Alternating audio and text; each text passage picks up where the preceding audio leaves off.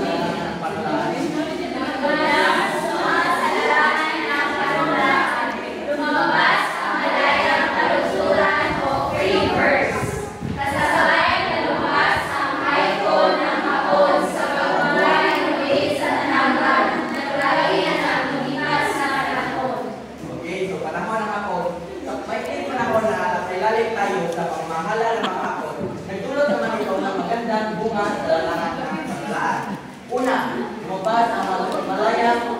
Malayang kalusuran o reverse. Ibig sabihin nito, noong panahon ng hapon, ang mga Pilipino ay nakagagawa sila na kahit anong anyo na tula kasi nga lalabas ang malayang kalusuran o reverse. Pangalawa naman, ibig sabihin nito, dahil sa influensya ng Saiko ng panahon ng hapon, naging popular ulit ang paggawa ng talaga na matagal na tradisyon sa ating panitigan. Okay, so alam nyo ba kung ano ang talaga? O sino may idea dito kung ano ang talaga? Itaas ang kamay. Okay, Joyce, ano ang talaga?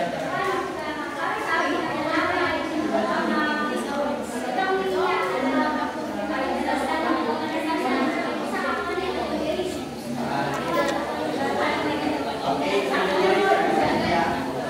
ang talaga pala, isang maikling tula na may apat na talunod at pitong pantig bawat talunod. Okay, so bibigyan ko rin ng halimbawa ng talaga. Okay, so ito ang mga talaga ni Henry Consul Santos ng Bubastan, UYY, April 10, 2043. So ito ang mga talaga. Bubasa niya yung una.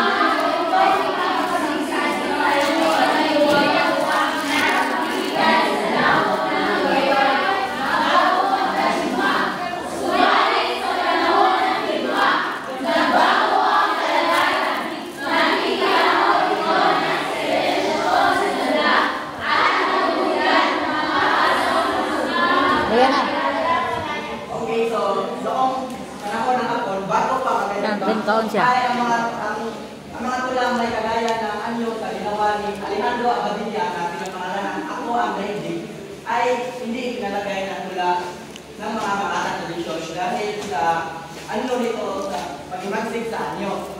Subalit, noong panahon ng pagkatima ay malaya na sila gumawa ng tula na kahit anong anyo kasi nga pwede na ito sa panahon ng hapon. Ako naman ngayon sa panahon ng kalayaan. So, natin alamin kung ano nangyari sa ating kanilukan sa panahon ng kalayaan. Sa panahon ng Probinsya, hanggang sa Pagpima, o Probinsya, Limangko, pakibasa na ako ng stanza.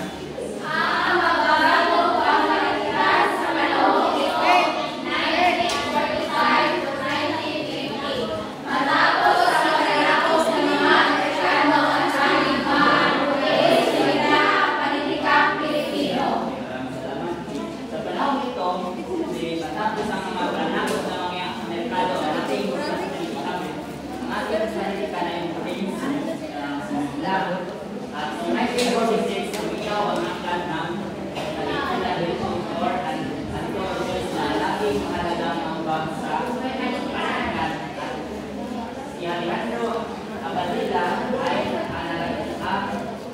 hala ng Senado ng Bayan o ito ay ang ekonomiya ng mga kulang Malagas. Noong 1949, nainibag ang mga piling tula na Francisco Balacasa Lucien Lacroix. Ang ibig sabihin ng inibag ay na maraming pinta na tungkol ng mga kapi sa panahon ng 1949. Bakit kaya likas sa mga Pilipino ang panulaan? May idea ba kayo? Bakit likas sa ating mga Pilipino ang panulaan? Okay, Ines? Hinahanap po natin ito sa ating mga linuro po. Ilan ni Balagtas, ilan ni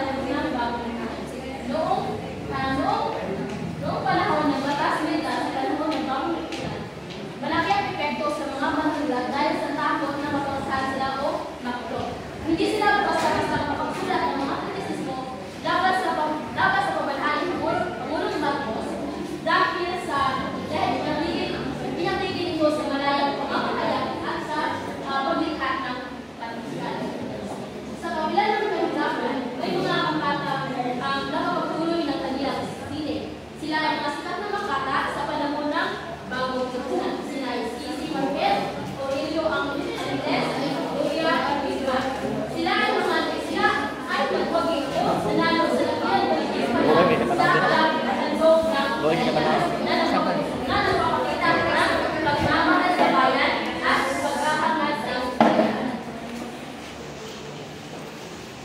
dadako naman tayo sa panahon ng kontemporaryo. So, panahon ng kontemporaryo or bagong demokrasya, ang mga makabagong tulaing Tagalog ay napatuloy sa kanilang patulan. Ngunit, ang mga makata sa panahon ito ay mayroong mga katangian na dapat sundin sa paggawa ng isang tula.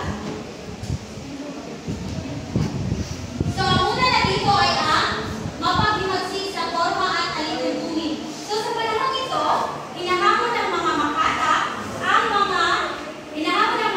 ang mga traditional na instruktura or alituntunin sa pagsulat ng isang tula. Gusto nilang makita ang paraan, mga bagong paraan sa pagpapahayag at paggawa ng isang akda. Ikalawa naman ay ang malayang taludturan.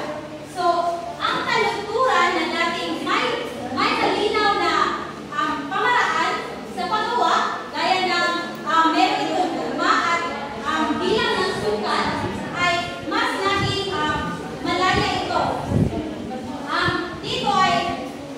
Ito ay nakafocus hindi lamang sa makata, kundi pati na rin sa magbabasa sa isang panulaan. At ang panghuli naman, wala nang lambing sa mga tinig salita. So dito, ang tula sa panahon ito ay hindi na gaano malambing or gumagamit ng matatamis na salita. Sa halip, gumagamit sila na mga salita na nagpapahayag na naranasan ng tao sa lipunan. Ano nga ulit ang mga katangian sa tula sa panahon ng kontemporaryo? Mapaghimagsik sa forma at alituntunin, malayang taludturan, wala nang lambing ang mga kinig salita.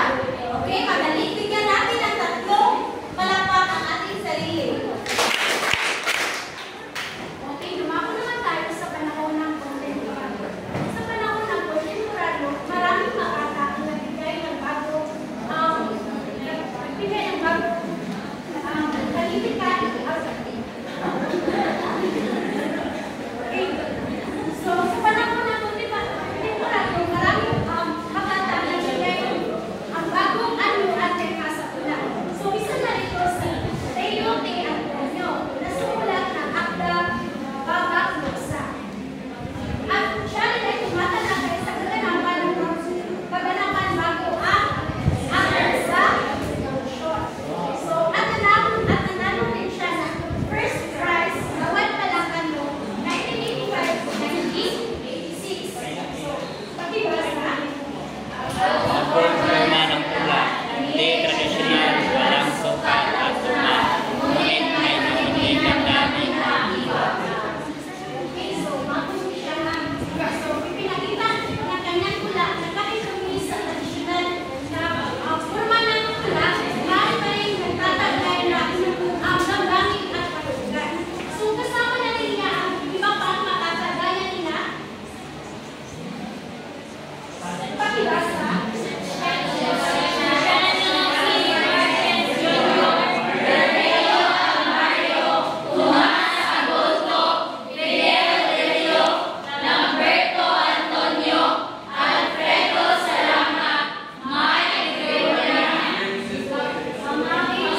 Mga kababayang makata.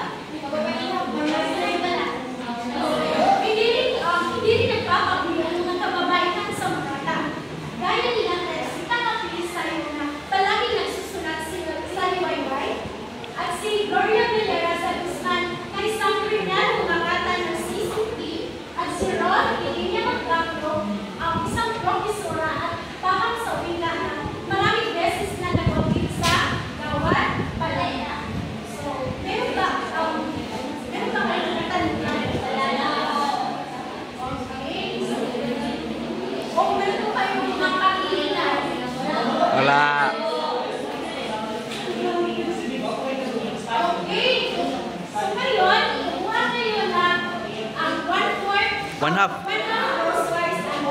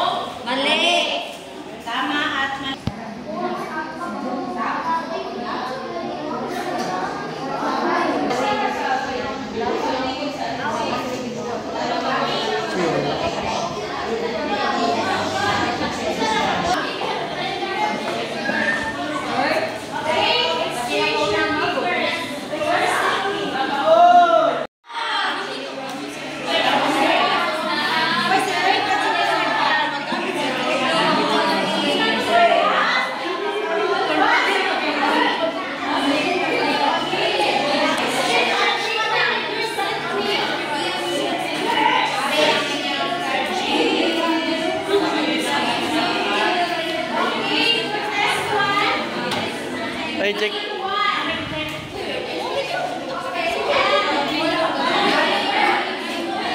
M. Number 2.